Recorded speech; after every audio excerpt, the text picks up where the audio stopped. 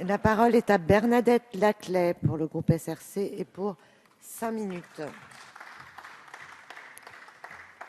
Madame la Présidente, Madame la Ministre, Madame la Présidente de la Commission des Affaires sociales, Messieurs les rapporteurs, mes chers collègues, comme en son temps la loi de 1975, la loi du 11 février 2005 pour l'égalité des droits et des chances, la participation citoyenne des personnes handicapées a marqué une étape importante et un progrès considérable. Elle a suscité aussi beaucoup d'espoir pour les personnes handicapées, leurs familles et les associations. Force est de constater que 9 ans après, les craintes qui s'étaient exprimées dès 2005 sur certains bancs se sont révélées exactes et le bilan sur l'avancement du chantier plus que mitigé. Pour autant, il ne faudrait pas stigmatiser tel ou tel acteur, car tous se sont montrés acharnés dans bien des cas à trouver des solutions, à engager des réflexions. Collectivités locales, associations, chambres consulaires, unions des commerçants et artisans, sociétés de transport, acteurs économiques.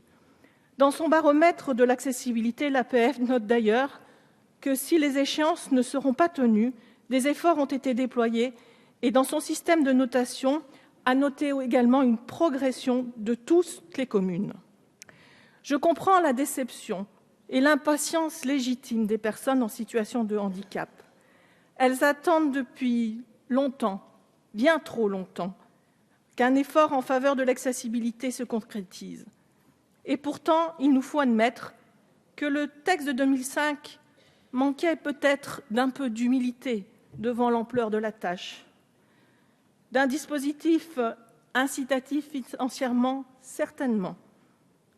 Et aussi, pour certains, il y a eu un manque de volonté politique, ne le nions pas.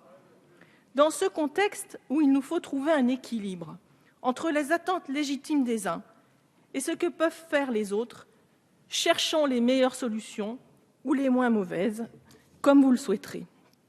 De ce point de vue, il me semble essentiel que le projet de loi ne remette pas en cause l'objectif de 2015 en maintenant cet objectif, mais en complétant utilement la loi de 2005.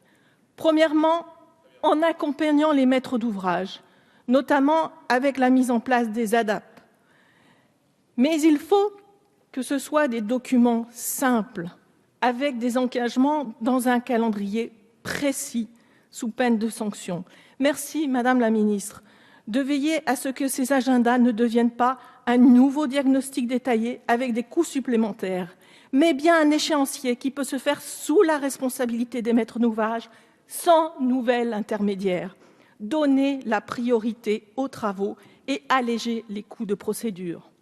Deuxièmement, en adaptant un certain nombre de normes et en simplifiant les trop nombreuses et parfois contradictoires normes qui existent.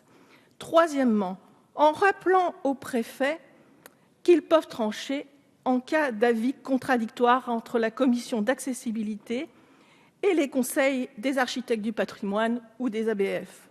En donnant l'exemple, car si l'État a souvent été intransigeant avec les collectivités, il n'a pas été toujours lui-même exemplaire dans l'accessibilité de ces bâtiments, en fléchant très clairement qui va bénéficier du fonds issu de la collecte des amendes. Madame la Ministre, comme beaucoup d'associations de personnes en situation de handicap, c'est avec espoir que nous attendons ces ordonnances. Nous avons apprécié à de nombreuses reprises dans la Commission des affaires sociales votre détermination. Et nous ne doutons pas que vous aurez à cœur de proposer des mesures pragmatiques, réalistes économiquement et administrativement, et des délais resserrés. Plus votre ambition dans ce sens sera perceptible dans vos décisions, plus la réactivité des acteurs publics et privés sera encouragée et plus la sanction apparaîtra légitime quand elle devra intervenir. Le degré d'humanité d'une société se regarde aussi au regard de sa capacité à faire une place à tous et à toutes et à accueillir les différences, toutes les différences, mais aussi dans sa capacité à lever les obstacles qui existent pour que chacun devienne un acteur de la vie sociale, économique, culturelle, sportive. Je ne doute pas, chers collègues, que nous puissions partager cet objectif, Et j'aurais aimé que nous puissions nous retrouver sur un vote unanime en faveur de ce texte. Ce pourrait être un signe positif pour tous, pour les personnes en situation de handicap, mais aussi pour les maîtres d'ouvrage qui pourraient y voir un encouragement et une volonté unanime à les soutenir pour trouver les meilleures solutions juridiques, techniques et financières dans un secteur porteur de travaux et d'emplois avec le plus bel objectif qui soit, mettre chacun en situation de vivre pleinement sa vie, quelle que soit la situation de handicap qu'il connaît. Cet objectif ne peut pas nous diviser, chers collègues. Il doit au contraire nous rassembler. Pour ne pas perdre plus de temps, nous le devons aux personnes en situation de handicap, aux familles et aux associations qui attendent de nous que nous montrions le chemin de la cohésion nationale derrière ce bel objectif de l'accessibilité universelle.